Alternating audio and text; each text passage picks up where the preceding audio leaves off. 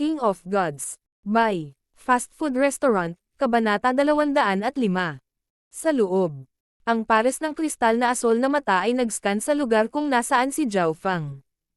Ang mga hibla ng enerhiya ng pag-iisip ay pinahaba tulad ng isang spider web. Naramdaman ni Zhao Fang ang pagyanig at pagkabasag ng lupa sa ibaba niya, na naging isang kalaliman. Sa himpapawid, ilang mga bowl ang apoy, na tumitimbang ng ilang tonelada, ang lumipad sa kanya. Ang pagkawasak na maaari nilang idulot ay maaari pang magbanta sa buhay ng mga nasa True Spirit Realm. Sa harap ng buhay at kamatayan, isang berdeng kinang ang lumitaw sa kaliwang eyeball ni Zhao Fang at ang asher na liwanag sa dimensyon ng kanyang kaliwang mata ay umikot ng mas mabilis. Ho! Huminga ng malalim si Zhao Fang habang nabasag ang ilusyon sa kanyang harapan. Puno ng malamig na pawis ang likod niya. Ang ilusyon ng nakatalukbong na figure ay halos naging dahilan ng pagkahulog ni Zhao Fang dito.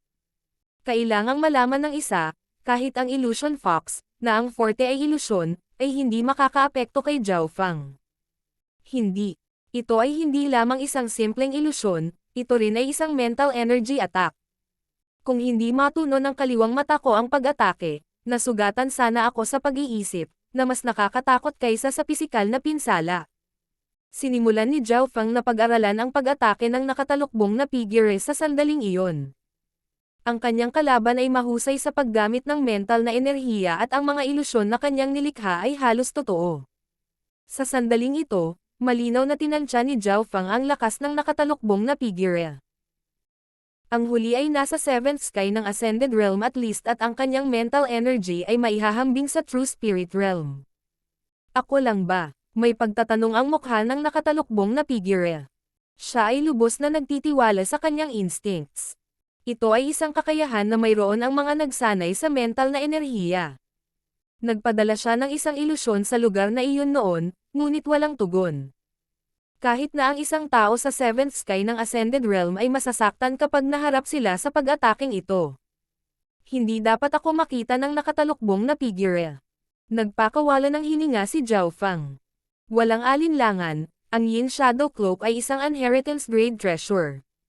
Sa gabi, nadouble ang invisibility effect at pinayagan nito ang kanyang figure na ganap na sumanib sa kadiliman. Higit pa rito, ginamit ni Zhao Fang ang lahat ng kanyang bloodline power noon at na-activate na niya ang invisibility power sa pinakamataas na antas. Meow meow. Sa kritikal na sandali na ito, isang maliit na kulay abong pusa ang tumalon sa puno. Ano? Literal na huminto ang puso ni Zhao Fang at nagmura siya sa loob ng kanyang puso. Ang munting pas ang magnanakaw na iyon, bakit kailangan niyang lumabas ngayon? Ngumiti ang munting pas ang magnanakaw at hinarap nito ang nakatalukbong na figure. Isang pusa na nakakaalam ng invisibility. Anong species yan? Nagtataka ang nakatalukbong na figure. Shua. Sumanib sa dilim ang munting pas ang magnanakaw at ito ay nawala. Ano? Ang pusa ay maaaring maging invisible din. Natarante si Zhao Fang, ngunit sa pag-iisip tungkol dito, ang mga pusa ay nocturnal at ang maliit na pas ang magnanakaw ay may misteryosong background. Meow meow. Ang maliit na pas ang magnanakaw ay lumitaw sa isang malaking puno 10 yarda ang layo mula sa nakatalukbong na figure. Ang mga pasang ito ay medyo kawili-wili, marahil ito ay may espesyal na linya ng dugo. Nagpa siya ang nakatalukbong na figure na hulihin ang pusa. Ngumiti ang munting pas ang magnanakaw at naglabas ng isang tansong barya mula sa bibig nito. Ang barya ay inihagis ng pusa sa hangin at nagpatuloy ito sa pag-ikot bago lumapag pabalik sa kanyang paa. Hindi ba iyan ang kayamanan na nilamon ng pusa sa panahon ng paglilitis? Tinitigan ni Zhao Fang ang bronze coin. Tila hindi naintindihan ng nakatalukbong na figure kung ano ang ginagawa ng maliit na pas ang magnanakaw, ngunit nakikita niya ang namumungay na ekspresyon ng munting pas ang magnanakaw. Hindi maganda. Bigla niyang bulalas at tumalikod. Q. So. Isang pulang ilaw ang lumipad mula sa tapat ng sinaunang templo. Sa sandaling iyon, ang aura ng True Spirit Realm ay naging sanhi ng walang limitasyong mga nilalang na manginig sa takot. True Spirit Realm Aura. Ang nakatalukbong na figure ay walang pakialam sa kakaibang pusa ngayon dahil nakalock ang aura sa kanya. Nilunok ng maliit na pas ang magnanakaw ang barya sa tiyan nito bago umupo sa puno, handang manood ng palabas. Hindi nagtagal huminto ang pulang ilaw sa himpapawid, at naglaho ito na nagpapakita ng isang pulang nakadamit na matanda at isang pulang buhok na kabataan, na nasa 17 hanggang 18 taong gulang. Master. Ito ay dito. Ang disipulong ito, ako, ang kinalkala nila rito. Itinuro ng pulang buhok na binata ang nakatalukbong na figure. Malamig na tumawa ang nakatalukbong na figure habang ang kanyang malakristal na asol na mga mata ay dumampi sa kanila, nagpapadala ng isang transparent na alon. Nagsalubong ang mga kilay ng matanda na nakasuot ng pulang damit at napigilan niya ang pag-ataking ito, ngunit napasigaw ang kabataang katabi niya. Hunger. Agad na pinrotektahan ng matanda na nakasuot ng pulang damit ang kabataan at nagpadala siya ng pulang sandstorm sa nakatalukbong na figure. Agad, ang lupa ay pinaso na itim. Ang nakatalukbong na figure ay nataranta at umatras, halatang hindi kayang kontrahin ang isang cultivator sa True Spirit Realm. Kung tamaan siya ng enerhiyang iyon, mamamatay pa rin siya, kahit na naabot niya ang tuktok na 7th sky ng Ascended Realm.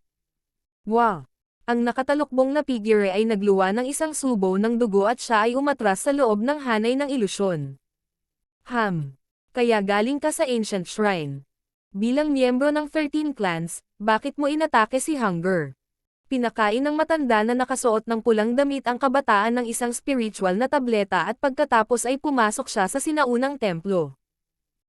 Mula sa kasalukuyang sitwasyon, tila hindi lamang sinalakay ng mga puwersa mula sa loob ng sinaunang templo ang mga mula sa Broken Moon Clan, nakipaglaban din sila sa mga kalapit na paksayon. Ang pulang buhok na kabataan ay naabot na ang 5th sky of the Ascended Realm at siya ay ilalagay sa nangungunang 5 sa loob ng Broken Moon Clan.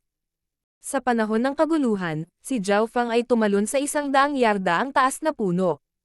Nakatayo sa ibabaw ng puno, nakikita ni Zhao Fang ang sitwasyon sa loob ng hanay ng ilusyon. Ang nakadamit pula na elder ay ilang beses na tinambangan, ngunit dahil siya ay nasa True Spirit Realm, agad niyang napatay ang 5 hanggang 6 na tao. Ang mga napatay ay nasa 5th sky ng Ascended Realm at least at napatay sila sa isang galaw. Iyan ang kapangyarihan ng True Spirit Realm. Kinagat ni Zhao Fang ang kanyang dila. Hihihi, isang elder ng Silver Moon Clan ay talagang mabigat, ngunit hindi mo ba nakikita ang heart controlling seed sa kabataan? Tumawa ng masama ang nakatalukbong na figure. Ano? Heart controlling seed. Kapansin-pansing nagbago ang ekspresyon ng matanda na nakasuot ng pulang damit. Tuk. Isang maikling kutsilyo ang tumusok sa dibdib ng matanda na nakasuot ng pulang damit. Ito ay ang pulang buhok na kabataan. Hunger, ikaw. Sumigaw ang matanda na nakasuot ng pulang damit at pinalipad niya ang kabataan na may surge ng true force. Ang una ay agad na umungal. Hanggat papatayin ko ang sinumang naglagay ng heart controlling seed kay Hunger, maibabalik niya ang kanyang kalayaan. Sa ibabaw ng puno, umikot ang pag-iisip ni Zhao Fang. Ang pulang nakasuot na elder ay kabilang sa Silver Moon Clan, isa sa mga angkan na kalahok sa 3-clan party. Samantalang ang nakatalukbong na figure ay kabilang sa Ancient Shrine, isa pang paksayon ng 13 clans. Sa sandaling ito, nagbago ang sitwasyon sa sinaunang templo. Hihihi. Isang pilak na may guhit na bangkay ng dugo ang lumabas sa sinaunang templo. Ang pilak na may guhit na bangkay ng dugo ay may malamig na aura at ang mga mata nito ay pula ng dugo. Naglabas ito ng aura na mas malakas pa sa figurang nakatalukbong. Siya yon. Ang Blood Protector. Bumilis ang tibok ng puso ni Zhao Fang nang makita niya ito. Ang Silver Stripe Blood Corpse ay ang nakilala niya sa Scarlet Moon Cave. Sa oras na iyon, ang bangkay ay napakahina dahil kagigising pa lang nito, ngunit kahit noon pa man, halos patayin na nito si Zhao Fang at kasamahan.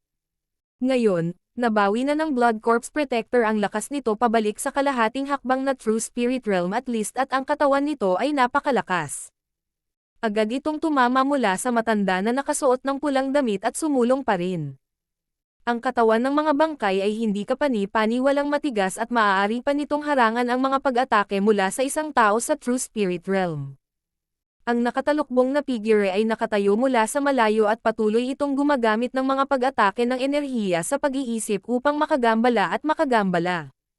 Ngunit kahit na, mahirap talunin ang isang tao sa True Spirit Realm. Sinuri ni Zhao Feng. At totoo nga, walang plano ang dalawa na manalo. Sa halip, unti-unti silang umatras at hindi nagtagal ay naka-atras sila sa sinaunang palasyo. Agad naman silang sinundan ng matanda at kabataang nakasuot ng pulang damit. Isang kakaibang bagay ang nangyari. Ang pagkakataon na ang lahat ay pumasok sa sinaunang templo, ang lahat ay naging tahimik. Parang ang matanda at kabataang nakasuot ng pulang damit ay nilamon ng isang halimaw. Naramdaman ni Zhao Feng ang kapangyarihan ng mental energy sa loob ng templo. Malapit na, walang ekspresyong lumabas ng templo ang nakasuot na pulang elder at kabataan at umalis sila. Parang walang nangyari. Masyadong kakaiba. Nanginig ang puso ni Zhao Feng. Huminga siya ng malalim bago pinaikot ang kaliwang sa pinakamataas na antas. Pagkatapos ay tumingin siya sa pasukan at nakita niya ang kasalukuyang sitwasyon sa loob. Sa loob ng templo, parehong may mga pinsala ang nakatalukbong na figure at Blood Corpse Protector. Ito ay lalo na para sa Blood Corpse Protector, ang mga buto nito ay halos malaglag. Kung ito ay ibang tao sa kalahating True Spirit Realm, malamang na namatay na sila. Sa gitna ng bulwagan ay isang futon na may walang buhay na kalansay na nakaupo sa ibabaw nito. Gayunpaman, ang mga saksakan ng balangkas ay naglalaman ng dalawang madilim na pulang apoy. Si Zhao Feng ay likas na iniwas ang kanyang kaliwang mata mula sa pagtingin dito. Ho! Padilim ng padilim ang mga ilaw sa mata ng kalansay, na parang humihina. Hindi nakakagulat na ang Great Lord ay isa sa 12 division leaders. Kahit na sa ganoong kahinaan, nagagawa pa rin niyang kontrolin ang isang tao sa True Spirit Realm. Sa loob ng mga mata ng nakatalukbong na figure ay malalim na paggalang. Isang boses ang nagmula sa loob ng balangkas. Ito ay isa lamang sa unang ranggo ng True Spirit Realm, ang True Human Rank. Nakapatay na ako ng walang limitasyong mga langgam na tulad niya sa nakaraan. Kayong dalawa ay may bahagi sa pagpapahina sa kanya, na nagpapahintulot sa akin na sa wakas ay kontrolin siya. Ngayon, kailangan ko ng kalahating buwang pahinga. Bagamat hindi naririnig ni Zhao Feng ang kanilang sinasabi, nanlamig pa rin siya. Division Leader, hindi naman siguro ligtas ang lugar na ito. Ang ating paglawak ng masyadong mabilis ay malamang na nakakuha ng atensyon ng 13 clans. Nag-aalalang sabi ng Blood Corpse Protector. Tama, pero bago ito. Isang pulang ilaw ang biglang bumaril mula sa mga butas ng mata ng kalansay. Hindi maganda. Si Zhao Feng, na nakatayo sa tuktok ng puno ay nakaramdam ng pag-alab ng kanyang isipan, na parang may nakadikit sa kanya. Wuyo, lumabas ka at hulihin mo yang brat na yan. Nilagyan ko na siya ng ghost mark. Ikaw lang ang makakadama nito at may natitirang lakas para patayin siya. Sabi ng misteryosong kalansay. Meow meow. Ang maliit na paws ang magnanakaw ay biglang tumalon pabalik sa interspatial bracelet. Natapos na ang misyon, tumakbo ka. Ang madilim na kulay abo na balabal sa likod ni Zhao Feng ay nanginginig at parang kidlat, si Zhao Feng ay tumakbo patungo sa kadiliman. Brat, hindi ka makakatakas. Ang mga asol na mata ng nakatalukbong na figure ay nakalok kay Zhao Feng. King of Gods, Kabanata 206. Control ang Heart Technique. Inilipat ni Zhao Feng ang kanyang bloodline power at ginamit ang Yin Shadow Cloak bilang takip, sumanib siya sa gabi. Sa puntong ito, pinagsama niya ang mga kaliwanagan na nakuha niya mula sa Lightning Inheritance sa kanyang kakayahan sa paggalaw at ang kanyang bilis ay lumampas sa ilan sa Sixth Sky ng Ascended Realm. Bilis, invisibility at ganap na kontrol ng landscape gamit ang kanyang kaliwang mata. Nang pinagsama ang tatlo, nagkaroon ng kumpiyansa si Zhao Feng na kaya niyang itapon ang isang nasugatan na cultivator sa Seventh Sky ng Ascended Realm. Gayunpaman, nalaman ni Zhao Feng na kahit anong pilit niyang itago, ang nakatalukbong na figure sa likod niya ay palaging makakahabol.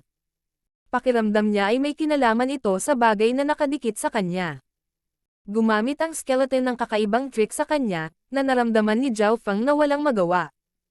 Hindi siya gaanong sanay sa mental energy at halatang imposibleng makalusot sa husay ng kalaban sa maikling panahon. Mukhang imposibleng tumakas. Hindi nawalan ng gana si Zhao Feng at mabilis niyang sinuri ang sitwasyon. Sa kanyang pag-iisip, biglang napagtanto ni Zhao Feng na may kakayahan siyang patayin ang nakatalukbong na figure. Una, ang nakatalukbong na figure ay nasugatan ng taong True Spirit Realm noon. Pangalawa, malakas ang resistensya ni Zhao Feng laban sa mga pag-atake ng mental energy. Pangatlo, ang nakatalukbong na figure ay tila hindi masyadong magaling sa malapitang labanan. Ang lakas ng isip ng nakatalukbong na figure, hindi malapit na labanan. Sa labanan noon, nanatili siyang malayo at hindi siya nang ahas na lumapit. Si Zhao Feng lamang ang nakapagsuri ng ganoong sitwasyon sa ganoong desperado na sitwasyon at gumawa ng isang pagpipilian sa parehong oras. Kung ibang tao ang nakaharap sa nakatalukbong na figure na nasa 7th sky ng Ascended Realm, malamang na hindi nila naisip na lumaban. Pagkatapos, may plano si Zhao Feng.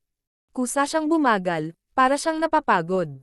Ang kanyang cultivation ay nasa 4th sky lamang kung tutusin at hindi siya makakapagpatuloy sa ganoong kabilis na bilis. Nang ang nakatalukbong na figure ay nasa loob ng 10 yarda, ang balabal sa likod ni Zhao Feng ay biglang lumiko at lumitaw ang ilang figure. So, tila kumikidlat sa hangin ang kidlat nang biglang sumabog ang bilis ni Zhao Feng sa paparating na nakatalukbong na figure. Hinahabol na siya ng huli at dahil sumugod na ang dalawa sa isa't isa, ang bilis nilang magsara ay lumampas pa sa mga nasa 7th sky ng Ascended Realm. Ang biglaang pagbabago ay nagpagulat sa nakatalukbong na figure. Hindi inakala ng huli na maglalakas loob pa ang kalaban sa ganoong sitwasyon. Shwa! Pumikit si Zhao Feng habang ang kanyang bloodline na kapangyarihan at tunay na puwersa ay unti-unti nang lumamig. Maririnig din ang tunog ng kulog. Ito ang pinakamalakas na pag-atake ni Zhao Feng. Kahit na ang mga nasa 6th sky ng Ascended Realm ay maaaring masugatan o mapatay pa nito. Gayunpaman, ang nakatalukbong na figure ay hindi nagpakita ng anumang mga palatandaan ng gulat. Sa kabaligtaran, isang panunuya ang lumitaw sa kanyang mukha habang ang kanyang asul na mga mata ay nagliliwanag ng isang alon ng mental na enerhiya. Hahaha, maaaring mabilis ang physical attacks, pero mas mabilis ba ito kaysa mental energy? Nanlamig ang figure ni Zhao Feng, 1 yarda lang ang layo mula sa nakatalukbong na figure. Pakiramdam niya ay pumasok sa kanyang isipan ang nabubulok na mental energy. Kapag ang kamalayan ng isang tao ay nasa kaguluhan, paano nila makokontrol ang kanilang katawan? Kinagat ni Zhao Feng ang kanyang mga ngipin at ganap niyang pinaandar ang kanyang kaliwang mata upang pigilan ito. Ang taong ito ay may napakaraming mental na enerhiya sa kanyang katawan at kaya niyang labanan ang halos anumang pag-atake ng enerhiya sa pag-iisip mula sa mga nasa ilalim ng True Spirit Realm. Lalong nagulat ang nakatalukbong na figure. Siya lang ang nakakaalam kung gaano katikat ang kanyang mental energy. Kahit na ang mga nasa 7th sky ng Ascended Realm ay hindi ito mahahadlangan. Sa labanan noon, maaari pa niyang matakpan at istorbohin ang tao sa True Spirit Realm. Ang brat na ito ay isa lamang na pinagpala ng langit. Kung napunta siya sa landas ng mental energy, kahit ako, na may kakaibang bloodline, ay madali niyang malalampasan. Nagseselos ang lumitaw sa puso ng nakatalukbong na figure habang lumalakas ang kanyang layuning pumatay. Ang ganitong henyo sa mental energy ay dapat patayin. Halata na ang nakatalukbong na figure ay natigilan sa talento ni Zhao Feng. Ang gayong dalisay at malaking halaga ng mental na enerhiya ay nangangahulugan na siya ay may halos buong katatagan laban sa mga ilusyon at pag-atake ng enerhiya ng isip. Ang sinumang nagsasanay sa landas ng enerhiya ng pag-iisip ay makakaramdam ng paninibugho at susubukang patayin siya. Ang mga taong ito ay kanilang kaaway. Lalong lumakas ang mental energy na nagmula sa nakatalukbong na figure. Pakiramdam ni Zhao Feng ay malapit nang masira ang kanyang malay. Sa sandaling ito, galit na galit niyang inikat ang kaliwang mata at itinago ang kanyang kamalayan sa sukat ng kaliwang mata. Ang mental energy na dumadaloy mula sa pag-atake ng nakatalukbong na figure ay pumasok din sa dimensyon ng kaliwang mata. Weng! Mabilis na umikot ang Asher na liwanag sa dimensyon at lumitaw ang hindi maipaliwanag na puwersa ng pagsipsip. Hindi maganda.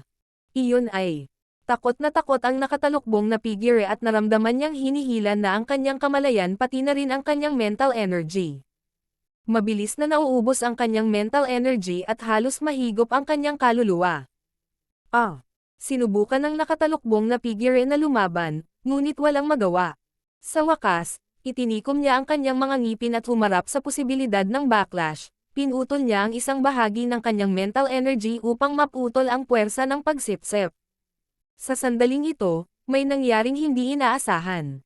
So, ang nakatalukbong na figure ay nakaramdam ng sakit sa kanyang leeg at sa isang spray ng dugo at isang hiyawan, siya ay nahulog sa lupa, patay.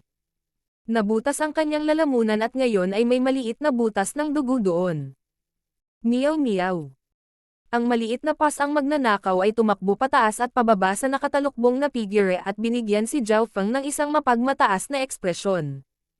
Pinunasan ng huli ang kanyang malamig na pawis. Hindi niya inaasahan na aatakehin ng pusa ang nakatalukbong na figure sa ganoong kritikal na sandali. Ang munting pas ang magnanakaw ay mas maliksi at mas matalino kaysa sa inaakala niya. Anong ginagawa nito? Napagtanto ni Zhao Feng na kinakalkal ng pusa ang mga samsam sa digmaan. Sa ilalim ng hood ay ang mukha ng isang kabataan, mapatla na walang anumang bakas ng dugo. May mga palatandaan pa rin ito ng ayaw at takot. Sa loob lamang ng ilang paghinga, inalis ng munting pas ang magnanakaw ang lahat ng may halaga sa kanyang nakatalukbong na figure. Maging ang kanyang pantalon ay halos maubad na. Nakangangaroon si Zhao Feng. Isang bungkus ng mababang uri ng primal crystal na mga bato ang kinuha ng maliit na pas ang magnanakaw at nilunok ng paisa-isa. Nagkipagkasundo si Zhao Feng at ang pusa, hindi kakainin ng huli ang mga bagay na nasa loob ng kanyang interspatial bracelet. Ngunit ngayon ay kinakain ng pusa ang mga samsam sa digmaan kaya walang magawa si Zhao Feng. Ang munting pas ang magnanakaw ay nag-swipe ng dalawang paa nito. Sige. 50-50. Naunawaan ni Zhao Feng ang kahulugan nito. Ang baka ay mas tuso pa kaysa sa isang soro at isang kuripot. Hindi nagtagal, hinati ng dalawa ang mga gantimpala. May isang lumang aklat na may balat na pilak at ilang mga kasanayan. Heart Controlling Technique. Isang mental energy skill ng Ancient Shrine.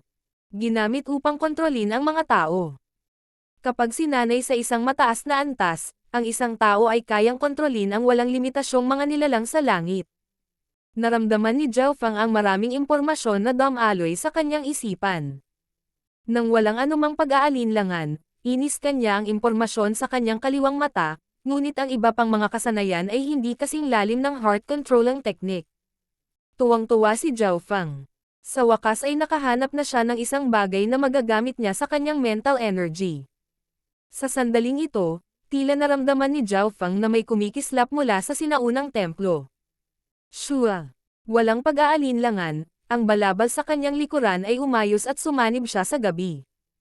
Pagkatapos noon, dumating na ang Blood Corpse Protector pati na ang ilan sa mga kampan nito. Ibalik mo ang bangkay. Ipaubaya mo sa akin ang brat. Ang Blood Corpse Protector ay tumakbo sa direksyon kung saan nakatakas si Zhao Feng, ngunit dahil siya ay malubhang nasugatan at hindi pamilyar sa ghost mark, hindi nagtagal ay nawala sa kanya si Zhao Feng. Sa loob ng bulwagan, Division Leader, medyo pamilyar ako sa aura ng brat na yon. Isa siyang disipulo ng Broken Moon Clan at mukhang napakadalisay ng sinaunang bloodline niya. Ayon sa Blood Corpse Protector, hindi lang sinaunang bloodline. Ang kanyang mental energy talent ay 10 beses na mas mahusay kaysa kay Huyo. Mahinang sabi ng kalansay. Paano ito posible? Hindi makapaniwalang bulalas ng Blood Corpse Protector. Si Huyo ay 1 beses bawat 100 taon na henyo.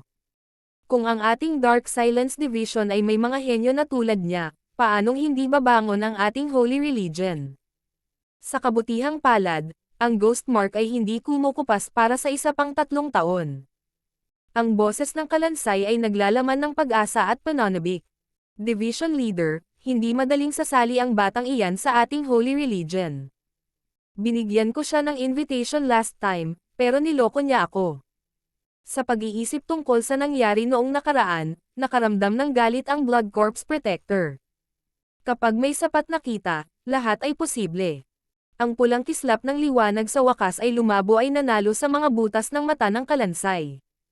Agad umalis sa lugar na ito at pumunta sa Iron Dragon Country upang makipagkita sa iba pang 2 dibisyon.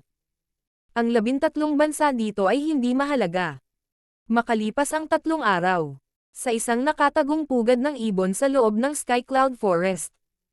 Meow meow. Ang munting pasang magnanakaw ay masayang tumalon sa mga sanga at nilaro laro nito ang lumang barya. Binuksan ni Zhao Feng ang kanyang mga mata at isang flash ng mental energy ang lumitaw at kumupas. Kung may sapat na atensyon, malalaman nila na ang kanyang aura ay naging mas kakaiba. Sa nakalipas na ilang araw, si Zhao Feng ay nakakakuha ng kaliwanagan mula sa mga tala at kasanayan na mayroon ang nakahod na figure. Mas alam na niya ngayon ang tungkol sa mental energy at ngayon lang niya nalaman kung gaano kalakas ang mental energy source sa kaliwang mata niya. Ngunit bagamat malaki ang pinanggalingan, maliit na bahagi lamang nito ang magagamit ni Zhao Feng dahil karamihan sa mga ito ay selyado. Sa mga kritikal na punto lamang ito maa-activate. Gayunpaman, kahit noon pa man, ang talento ng metal na enerhiya ni Zhao Feng ay pinakamataas. Seng. Sa sandaling ito, lumitaw ang isang figure mula sa tapat. Sa oras na ito nadama po ang barya sa paa ng maliit na pasang magnanakaw. Nag-concentrate si Zhao Feng at nakita niya na ang figure ay ang puting balbas na matandang lalaki. Dama pa si Zhao Feng sa isang puno sa harapan. Ikaw. Nataranta ang maputing balbas na matandang lalaki. Lumuhad. Ipinadala ni Zhao Feng ang isang salita gamit ang kanyang mental energy. Kaagad, ang hangin sa malapit ay tila nagyelo. Tanging ang buhok at balabal ni Zhao Feng ang nagulo. Naramdaman ng maputing may balbas na matandang lalaki ang isang malaking pagdagsa ng mental energy na bumasag sa kanyang isipan at agad siyang nawalan ng malay. Lahat ng sumunod niyang ginawa ay base sa instinct. Sisigat ka sa kahit anong itanong ko. Tumingin si Zhao Feng sa ibaba at sinabing parang siya ang hari ng langit. Oo, ang maputing balbas na matandang lalaki ay puno ng paggalang na parang nakaluhod sa harap ng emperador. Sa sandaling ito, ang kanyang kamalayan ay kinokontrol ni Zhao Feng. Kahit sabihing magpakamatay, gagawin niya ito ng walang pag-aalinlangan. King of Gods, Kabanata 207. Wakas. Ito ang unang pagkakataon na gumamit si Zhao Feng ng wastong mental energy attack at ito ay mas matagumpay kaysa sa inaasahan. Parehong tama sina First Elder at Li Fuji, ito ang tunay na talento ni Zhao Feng. Sa loob lamang ng 2 hanggang 3 araw, nagsimula na siyang maunawaan ang mga pangunahing konsepto ng heart controlling technique. Kung buhay pa ang nakatalukbong na figure, malamang napupunta siya at magpapakamatay sa pamamagitan ng paghampas ng bloke ng tokwa. Kung alam ito ng misteryosong skeleton, malamang na hindi ito atres ng ganoon kabilis at ibinaba si Zhao Feng anuman ang presyo. Sa sandaling ito, sa pagitan ng mga puno. Bakit mo ipinagkanulo ang Broken Moon Clan?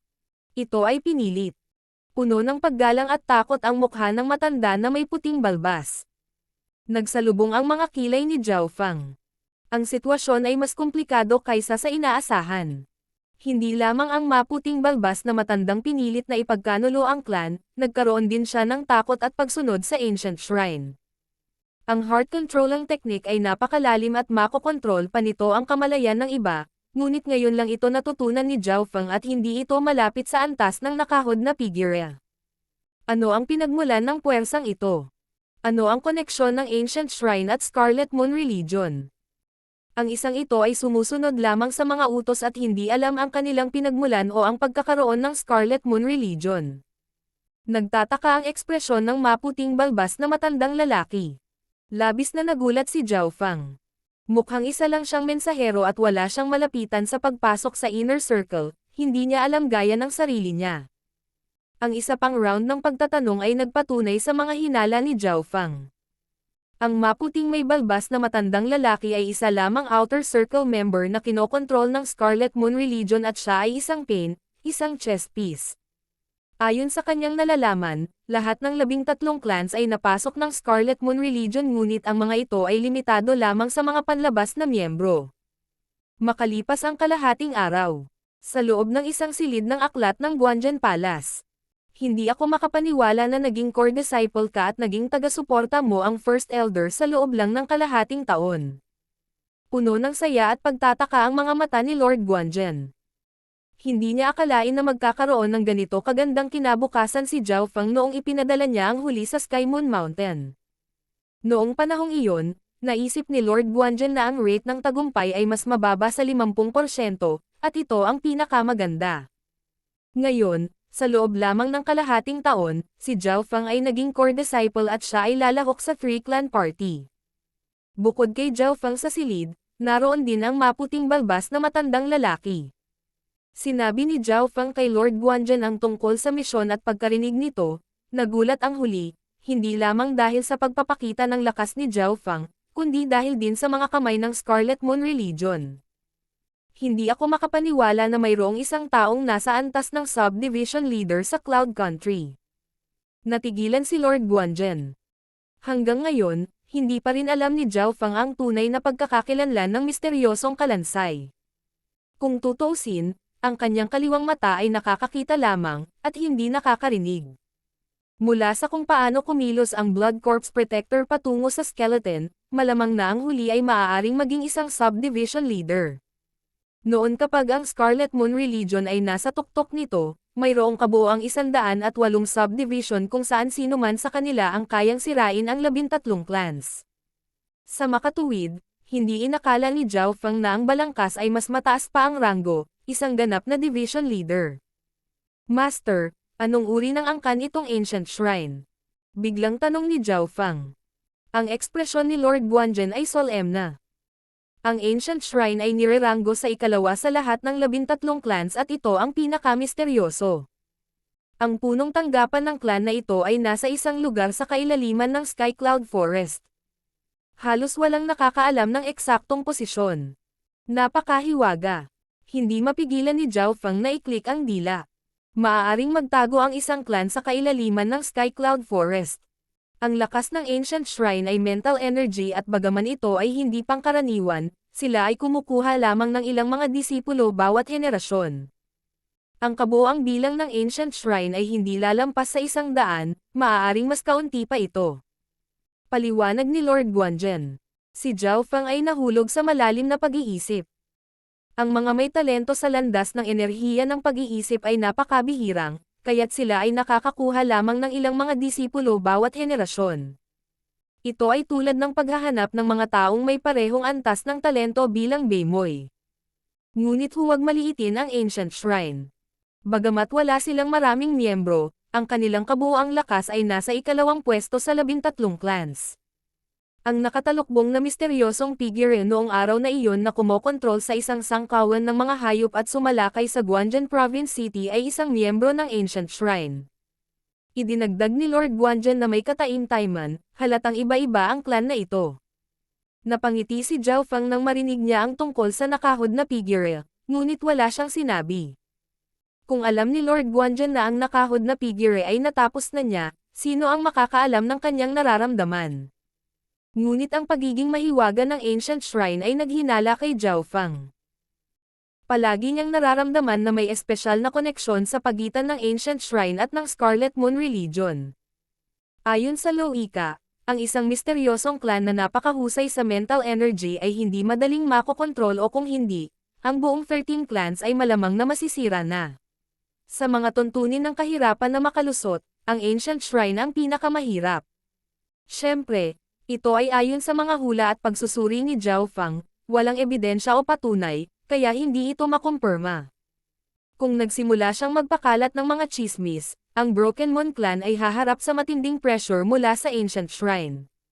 Master, malapit nang magsimula ang Three Clan Party. Kailangang umalis na ang disipulo ito ngayon. Hindi nagpasya si Zhao Feng na manatili ng matagal sa Guanzhen Palace. Ang Three Clan Party ang pinakamahalagang bagay ngayon. Kahit na si Zhao Feng ay hindi nakakaramdam ng apurahan, gagawin ni First Elder. Mabuti. Three Clan Party. Mukhang minamaliit ko ang lakas mo. Hindi napigilan ni Lord Guanzhen ang kanyang pananabik. Ang Three Clan Party ay isang alamat lamang sa kanya noong siya ay isang panlabas na disipulo. Fenger, dahil makakasali ka sa Three Clan Party, nangangahulugan ito na magkakaroon ka rin ng mataas na pagkakataon na makapasok sa Alliance Banquet mamaya. Ayon sa pagkakaalam ko, ang Three Clan Party ay pinaglalaban lamang ng 3 magkakalapit na clans. Ang Alliance Banquet ay ang tunay na yugto ng mga henyo. Doon naglalaban ang mga prodigy. Kahit si Beimoy ay hindi magiging pinaka-talented doon. Puno ng pag-asa ang mukha ni Lord Guanzhen. Ang Free Clan Party at Alliance Banquet ay dati niyang pangarap ngunit dahil sa paghihigpit sa talento, wala sa mga pangarap na ito ang naabot. Master, huwag kang mag-alala. Iuuwi ng alagad na ito ang lahat ng kaluwalhatian para sayo. Sabi ni Zhao Fang. Pagkatapos ay umalis siya kasama ang maputing balbas na matandang lalaki, na sumunod sa kanya mula sa likuran na parang isang katulong. Biglang nakita ng mga mata ni Lord Guanzhen ang isang pakete sa mesa at binuksan ito, may ilang spiritual pills pati na rin ang ilang martial arts at kahit 2 middle-grade mortal weapons. Nang makita ito, namula ang mga mata ni Lord Guanzhen, ngunit hindi niya alam kung ito ay mula sa pasasalamat o emosyon. Sa parehong gabi, "Mi Lord, isang misteryosong tao ang nag-iwan ng isang bagay sa mga hakbang para sa iyo." Isang miyembro ng Guanzhen Corp ang yumuko at nag-abot ng isang metal na lalagyan. Binuksan ito ni Lord Guanzhen at napagtanto na mayroon ding ilang mga spiritual na table tasks at kasanayan. Bagamat hindi sila katumbas ng halaga ng ibinigay ni Zhao Fang, malaki pa rin ang halaga nito. Sa ilalim ng lalagyan ay naglalaman ng isang sulat. "Talagang kukunin ko ang ulo ng Haiyon Master balang araw at ibibigay ito kay Master." Mula kay Beimoy. Huminga ng malamig si Lord Guanzhen at agad niyang pinutol ang papel. "Fenger. Moir. Ang swerte ko na maging mga disipulo ko kayong dalawa. Wala na akong pinagsisisihan.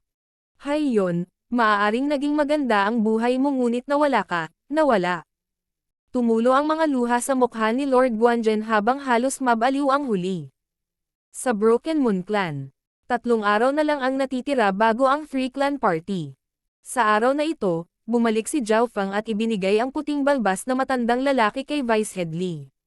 Sa nakalipas na kalahating taon, may balita ng pagpasok ng Scarlet Moon Religion sa 13 clans. Bagamat sinubukang bumangon ng Scarlet Moon Religion ng ilang beses sa nakalipas na 100 taon, palagi silang pinapatay ng malalaking paksayon ng North Continent. Ang mga maliliit na puwersa na tulad natin ay kailangan lamang na protektahan ang ating mga pangunahing miyembro. Hindi na nagulat si Vice Head Li sa resulta ng misyon. Nagulat si Zhao Fang. May posibilidad na magkaroon ng isang sub-division leader dito. Tama, baka lang ang sinabi mo. Iuulat ko ito sa clan, ngunit isang bagay ang sigurado. Dahil sa iyong hitsura, ang kuta ng Scarlet Moon Religion ay lumipat sana. Kumpiyansa na sabi ni Vice Head Li.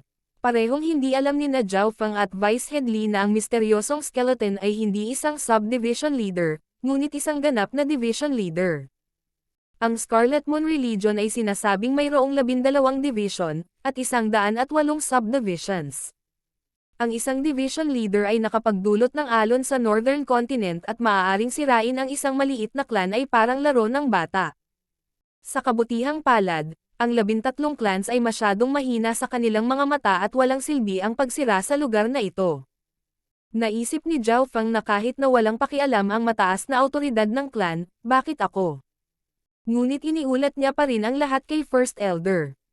Ibig mong sabihin, isa sa mga elder ng Silver Moon Clan ay maaaring kinuha ng Scarlet Moon Religion.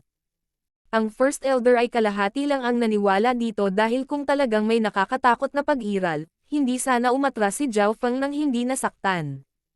Sa parehong araw, ang Broken Moon Clan ay nagpadala ng 2 elder at ilang elite para magmanman sa Ancient Shrine, ngunit ang lugar ay nawasak na.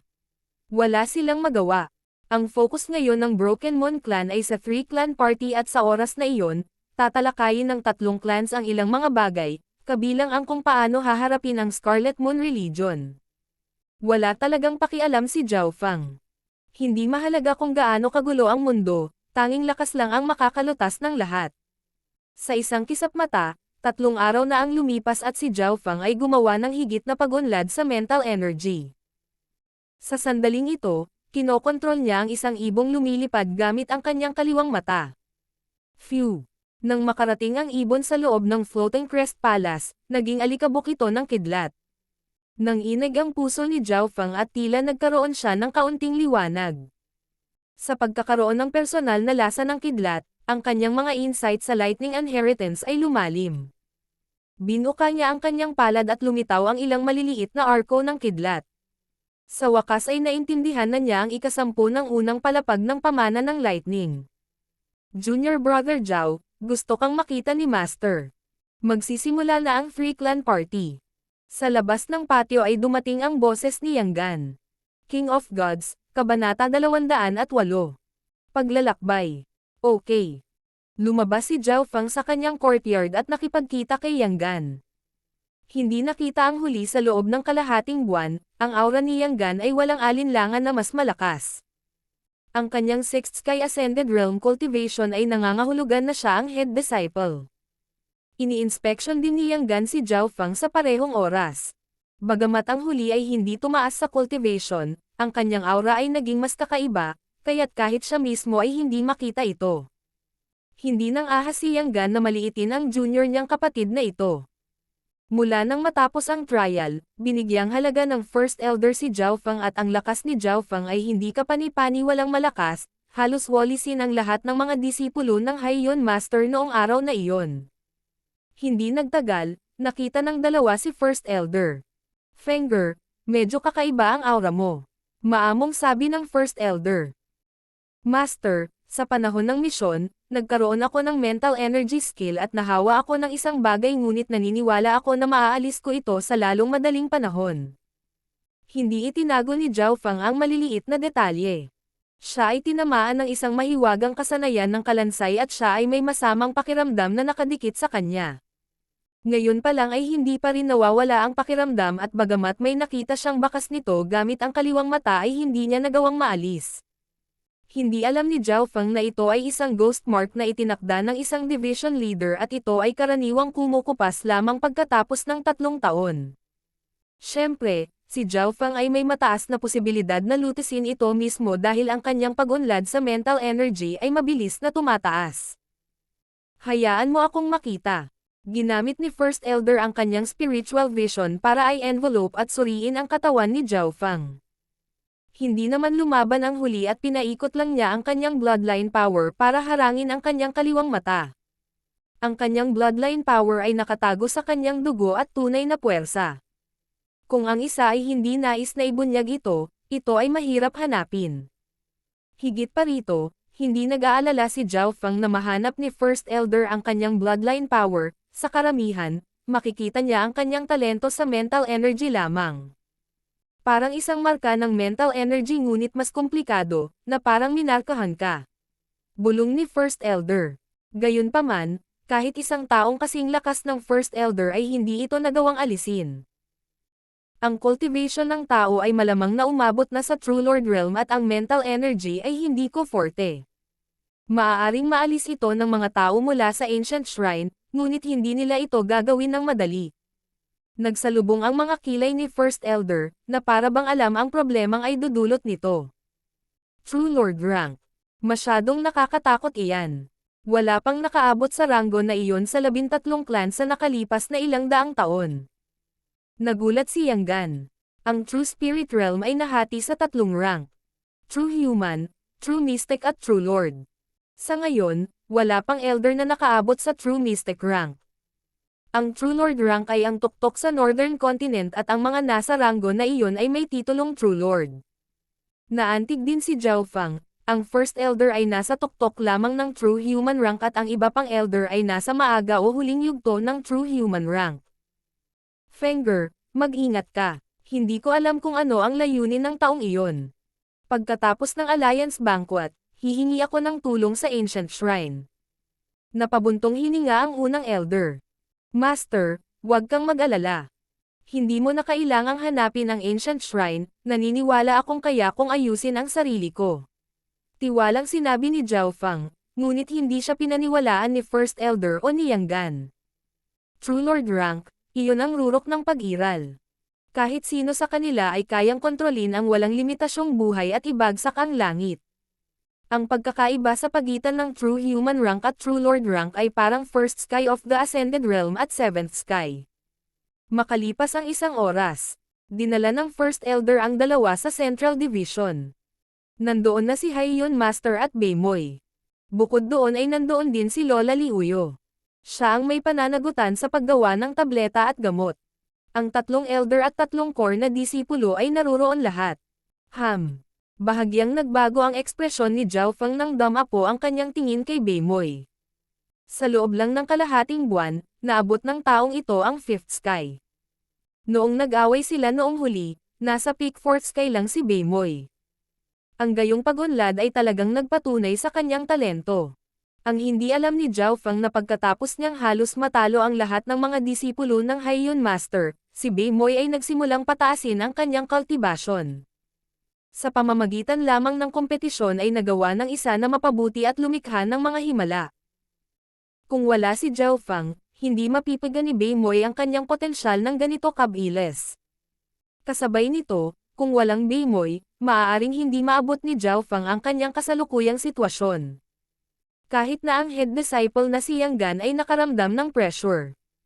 Si Beimoy ay isang taong nakatanggap ng mana at naabot na niya ngayon ang Fifth Sky, ibig sabihin ay naghanda siya ng banta sa kanya. Nabuo na ang mga taong dumalo sa 3-clan party. Punong alagad, Yang Gan, 6th Sky. Core Disciple, Beimoy, 5th Sky. Core Disciple, Zhao Feng, 4th Sky. Humanda kayo sa pag-alis. Kinawayan muna ni Elder ang kanyang kamay at maririnig ang tili ng isang agila. Isang higanteng gintong agila ang lumipad sa himpapawid. Ang mga pakpak nito ay nagpadala ng mga alon ng hangin. Ito ang Golden Asian Giant Eagle. Sinimulan itong suriin ni Zhao Feng. Ang Golden Asian Giant Eagle ay may mga pakpak na umaabot ng 7 hanggang 8 yarda at kayang tumakip sa isang maliit na hardin. Madali itong nakapagbuhat ng 10 tao. Sa mga tuntunin ng lakas, ang Golden Asian Giant Eagle ay maihahambing sa 7th Sky of the Ascended Realm, ngunit sa mga tuntunin ng dalisay na bilis, maaari pa itong lumampas sa mga normal na cultivator sa True Spirit Realm. Pagkatapos ng lahat, ang mga nasa True Spirit Realm ay maaari lamang lumipad sa maikling panahon. Pinangunahan ng First Elder ang grupo ng mga tao papunta sa likod ng agila. Meow meow. Biglang lumitaw ang maliit na pasang magnanakaw at nagsimulang mausisa na suriin ang paligid nito. Nang si Zhao Feng at ang maliit na pasang magnanakaw ay humakbang sa likod ng mga agila, bahagyang nanginig ang huli at nagpakita ng tanda ng takot. Naramdaman ito ni na First Elder at Haiyun Master. Hinaplos ng una ang Golden Asian Giant Eagle, na naging dahilan upang madaig ng huli ang takot. Sa kabilang banda, ang mga tingin ni Haiyun Master ay lalong nag-aapoy habang nakatitig sa maliit na pasang magnanakaw. Ang Golden Asian Giant Eagle ay naglalaman ng mga bakas ng sinaunang bloodline at ito ang pinakamalakas na hayop ng Broken Moon Clan. At ang pag-iral na tulad nito ay natatakot sa maliit na pasang magnanakaw.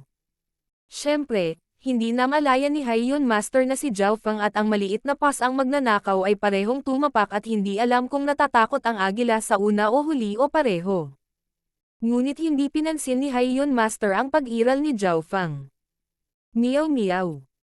Namilog ang mga mata ng maliit na pasang magnanakaw habang ito ay mabilis na pamitik sa hangin at damapo sa balikat ni Haiyun Master. Si Zhao Feng at ang iba pa ay napahinto. Unang nagulat si Haiyun Master, ngunit pagkatapos ay tuwang-tuwa siya. Alam din kaya ng munting pas ang magnanakaw na kung mas malakas ang isa, mas magaling sila. Huho! Ang Golden Asian Giant Eagle ay nagpakpak ng kanyang mga pakpak, na nagdulot ng isang unos ng gininto ang hangin at pagkatapos ay lumipad pataas sa kalangitan. Sobrang bilis. Tumayo si Zhao Feng sa ibabaw ng likod ng agila at pinagmasdan ang mga bundok at ilog sa ibaba. Isang taon na ang nakalipas, noong nasa pamilya pa siya ni Zhao, naisip niya ito noong isang taon.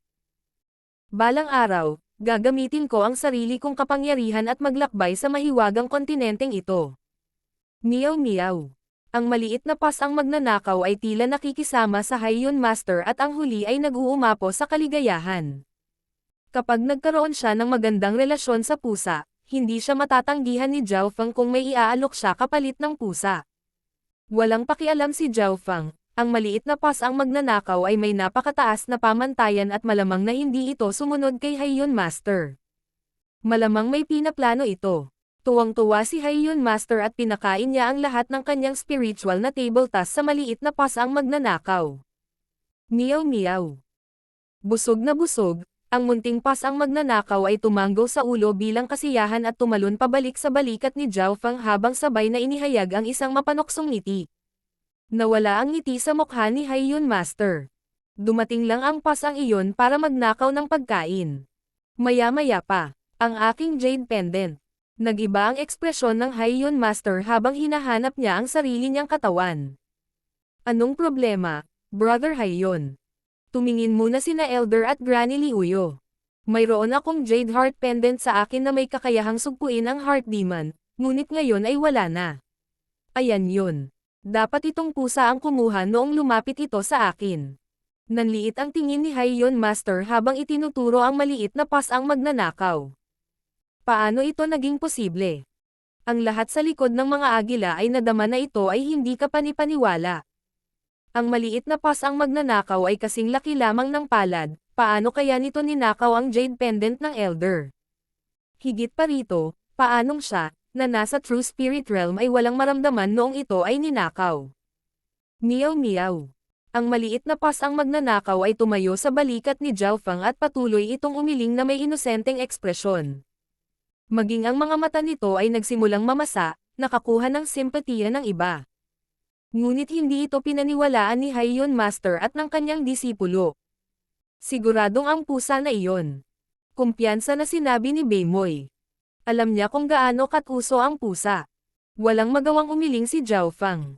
Kung hindi naniniwala ang Haiyun Master, maaari mong hanapin sa aking interspatial bracelet. Meow meow. Ang munting pas ang magnanakaw ay umiling at ikan-away ang kanyang mga paa, na nagpapakitang ayaw nito.